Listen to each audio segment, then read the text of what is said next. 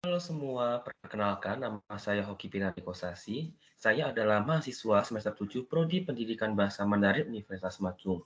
Pada kesempatan kali ini, saya akan membahas tentang tantangan keragaman budaya dengan judul Come and See yang berarti datang dan lihat sendiri.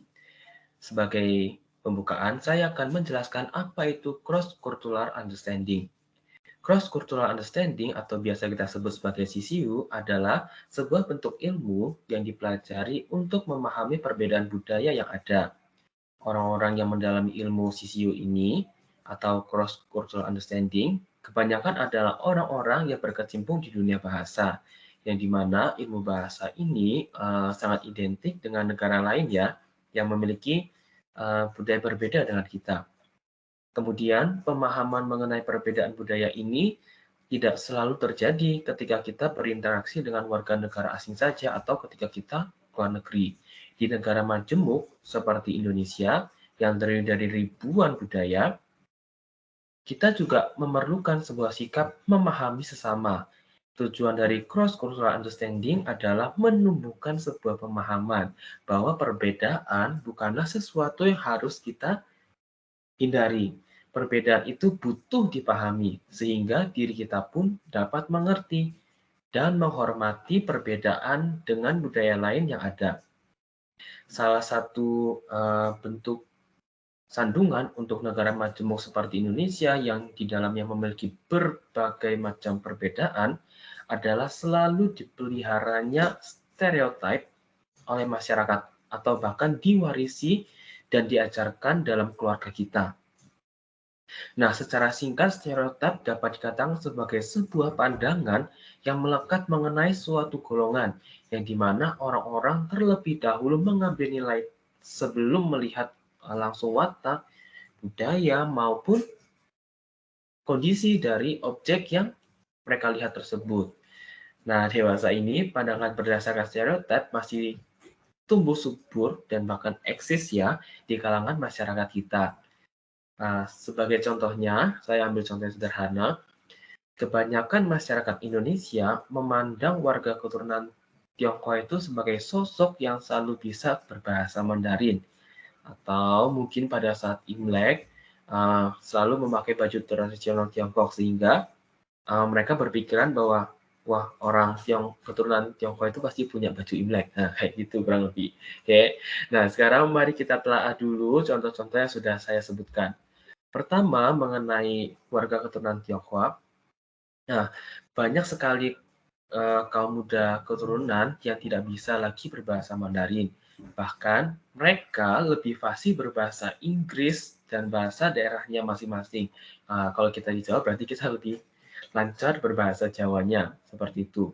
Kebanyakan dari mereka itu yang bisa berbahasa Mandarin adalah mereka yang karena keperluannya atau ada tujuan tertentu seperti bisnis, contohnya, atau hal lain, kemudian melalui proses belajar, baik itu melalui lembaga pendidikan formal ataupun informal, kemudian baru menguasai bahasa Mandarin. Jadi kalau untuk menguasainya dalam bentuk non formal atau dalam lingkungan keluarga, hal itu sekarang sudah sangat jarang kita temui. Seperti itu. Kemungkinan, mungkin stereotip ini benar jika dibicarakan di era 1950-an, bahwa para warga negara keturunan Tionghoa ini masih bisa atau fasih berbahasa Mandarin. Nah, tentunya hal ini berbeda ya dengan keturunan Tionghoa yang lahir di era 2000-an, yang dimana hampir sama sekali tidak bisa berbahasa Mandarin. Nah, dari contoh kasus ini, kita mengetahui bahwa stereotip itu tidak mengikuti perkembangan zaman. Nah, sebagai contohnya, nenek saya pernah berbicara dengan cucu perempuannya bahwa jangan menikahi pria Korea, karena orang Korea itu rumahnya masih beralaskan lantainya itu masih menginjak tanah langsung, sehingga dinilai cukup jorok. Nah, tentunya pandangan nenek saya dengan pandangan kaum muda ini sangat berbeda. Pasti kaum muda ini akan menertawakan pandangan yang dianut oleh nenek saya. Kenapa? Karena Korea yang kita kenal sekarang adalah Korea yang maju, industri hiburannya yang dengan gedung-gedung tinggi dan salah satu kekuatan ekonomi dunia. Nah, tentunya dua stereotip ini sudah sangat berbeda jauh ya, dari generasi ke generasinya, sudah berbeda. Nah, kemudian saya juga melihat sebuah stereotip yang berbeda antara generasi tua dan generasi muda ketika saya studi ke Cina, tepatnya di kota Changsha.